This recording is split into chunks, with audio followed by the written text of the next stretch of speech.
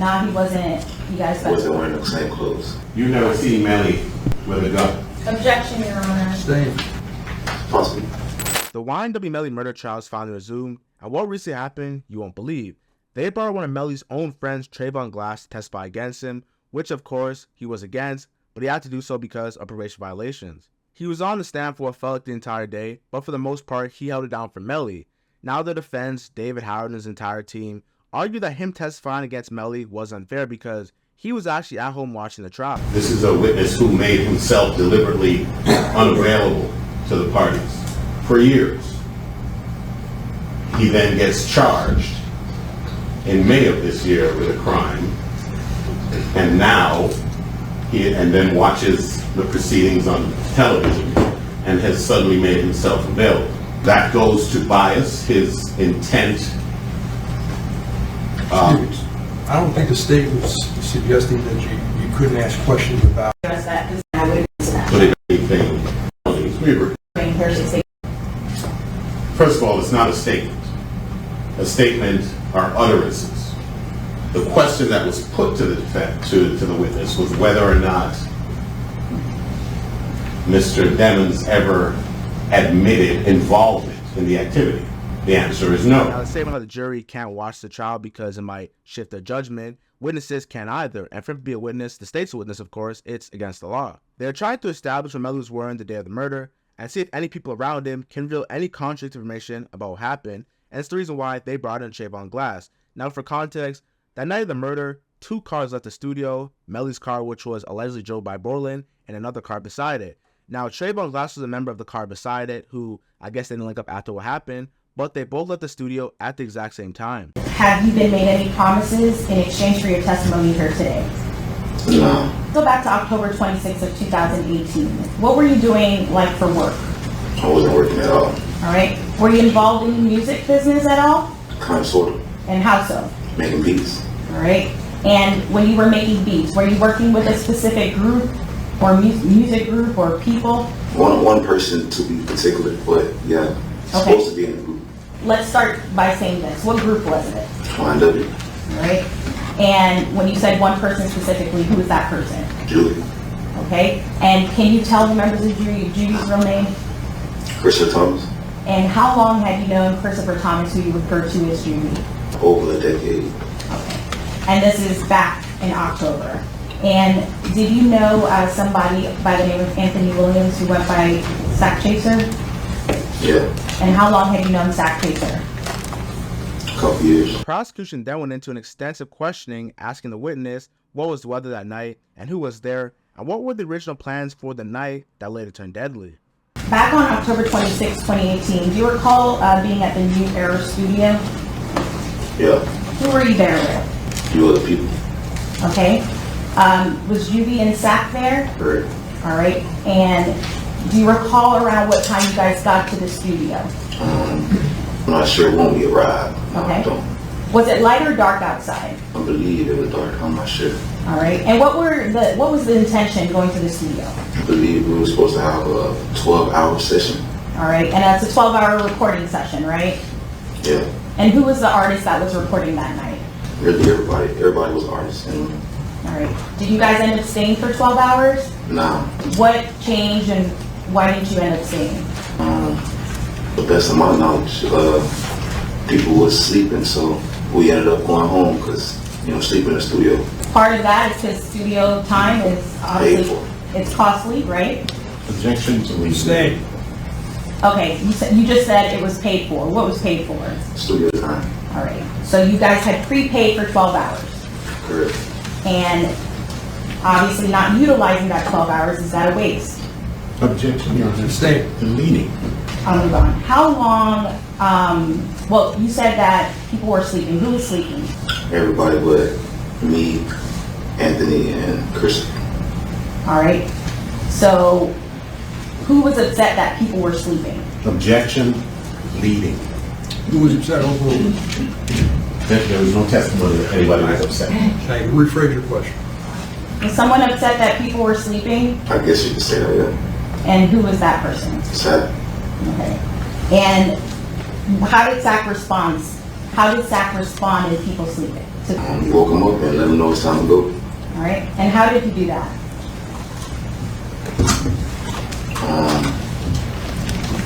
Yeah, he went and woke him up, shook him up. All right. Crazy enough, the prosecution and the defense got into a whole scuffle that the judge had to break up. Was there an occasion where he threw water on some people to wake them up? Objection, Your Honor. Stay. Your Honor, this is deliberate. Can we go Excuse me. sidebar, please? Counsel, if you make an objection, make an objection. Don't be arguing in front of the jury. I told you that before, I all understand. right? Can we go sidebar? No speaking objections. Can we Come go sidebar. Sure. Thank you. So we all know there's been a narrative that YNW Melly killed his two friends for $20,000, particularly Sack Chaser, right? So the prosecution went in depth asking the friend, of course, like, how was the mood of the night? Like, were people laughing? Were people happy? Were people upset? Was there tension? Like, what was going on that night that led to a murder? Because for you guys to be all walking out, dapping each other, like on seeing the camera, everyone was leaving, and then for a murder to happen, what was the atmosphere like prior to that? Can you tell us, I guess, what was the mood or the vibe at the studio while you guys were there? 5 years ago. Can't tell you nothing right now. Okay, if you don't recall, that's fine. Was there any physical confrontation that you observed at the studio? It's like a regular day.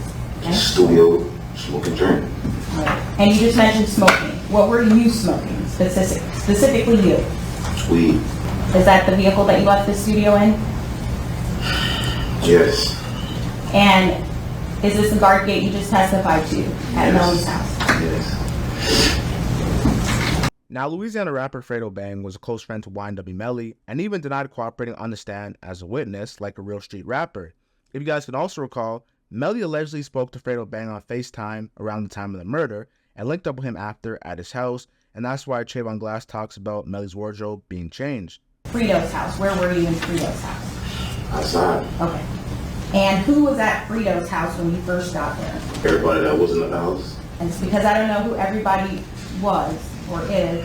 Can you please specify? Kobe, Melly. I'm on people I can remember. Okay. Was that the first time you saw Melly after you guys left the studio? Yeah.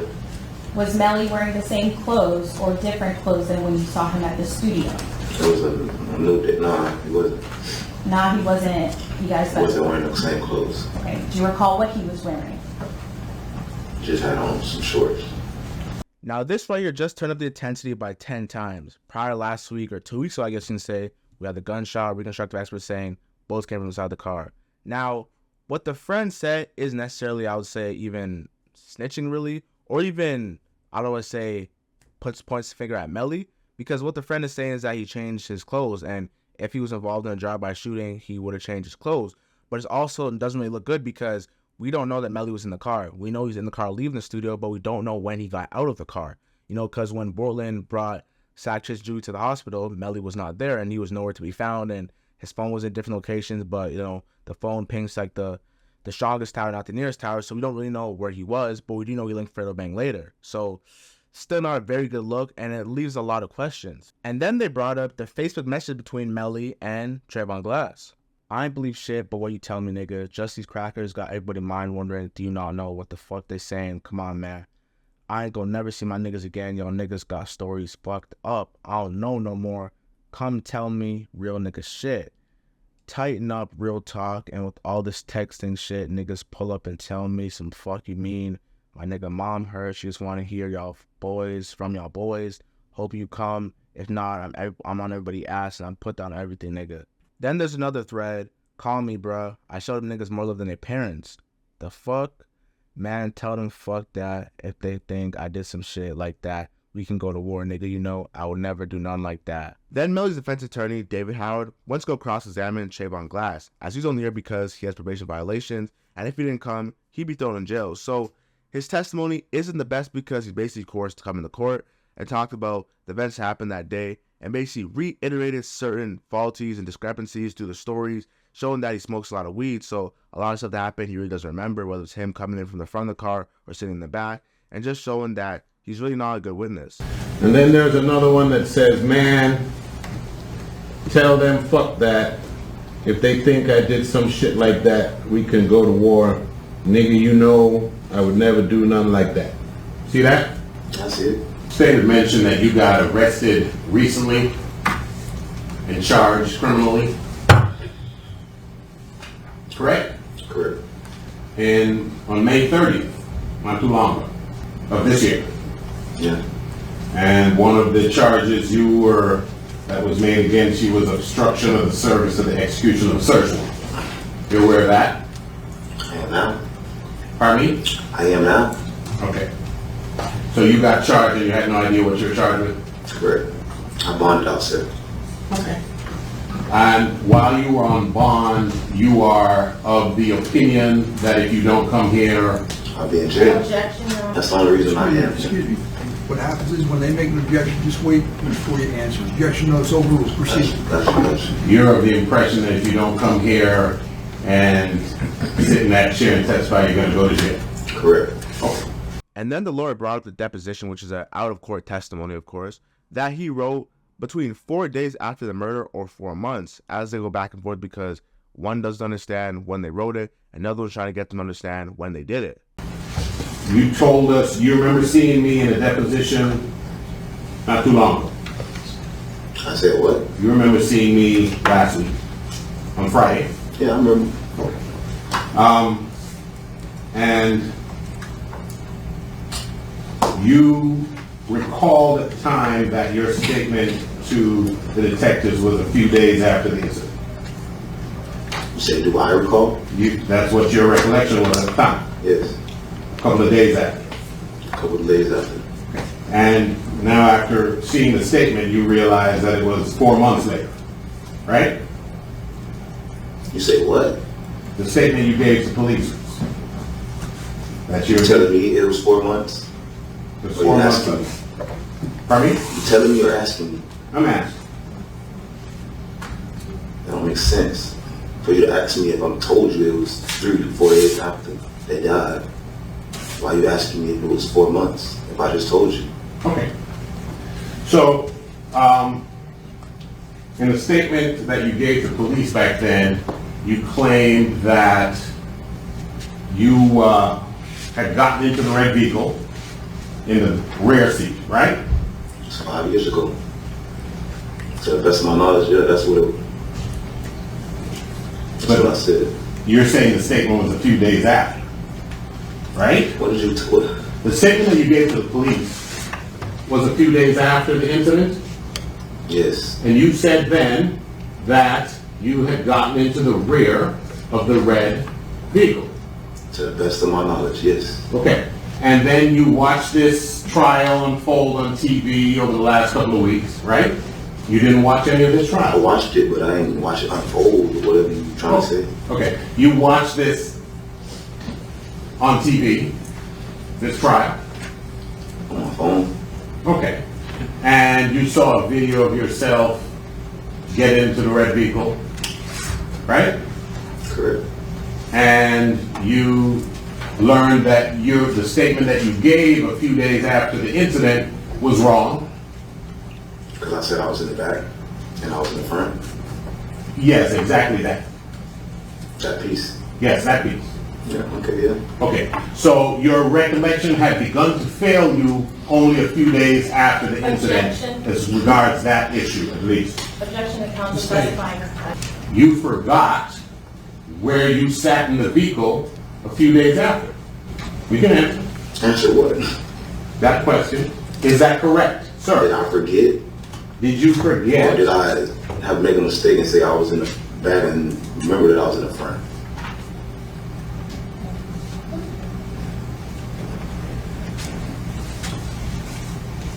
So when you told the law enforcement officers that you had gotten into the back of the vehicle a few days after the incident, That's what I thought, to the best of my knowledge. that's what you thought? Okay.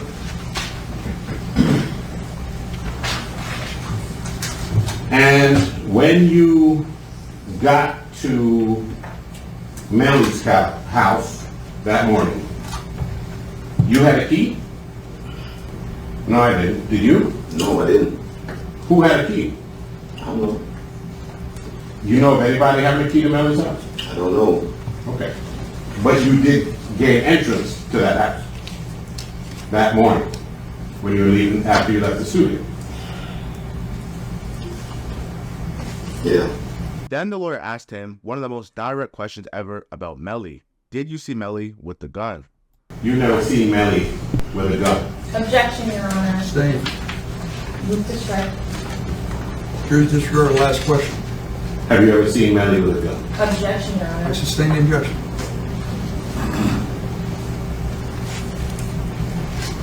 Have you ever seen him track with a gun? Possibly. Yes. Maybe. Maybe so. You don't know of any friction between Melly and Anthony Davis at any time, Anthony Williams at any time. Not that I know of. And you don't know of any friction between Melly and Christopher Thomas at any time. Not that I know of. And you don't know of any friction that occurred at the studio that night that would cause anybody to get murdered. Objection, Your Honor. Call for speculation. Stay. You didn't see any friction at the studio that night of any magnitude? I didn't. You did? I didn't. Okay, you did. With respect to your daily marijuana regimen, did you smoke before you came here today? I did not. Okay. I have nothing. Thank you. I should have. And then they brought up one of Melly's Snapchat videos, which just portrays him in the worst light possible. My name is Melly, and I'm gonna turn myself in, but I'm in a suitcase because these privates are harassing me, and I have to get on a private jet, and I don't want them to see me. Overall, this trial isn't looking like a loss for Melly. There's overwhelming amount of evidence that is circumstantial, not conclusive. They had his friend go up against his will, of course, and if anything, his friend just put more doubt in my mind. No gun or video footage. Someone who was last at the location when everyone was alive said that the atmosphere was cool and there was no tension, so what gives? Now, the gun reconstructive evidence from 2 weeks ago looked pretty damning, but other than that, the prosecution has failed to outline what exactly happened that night, labeling Melly as a shooter.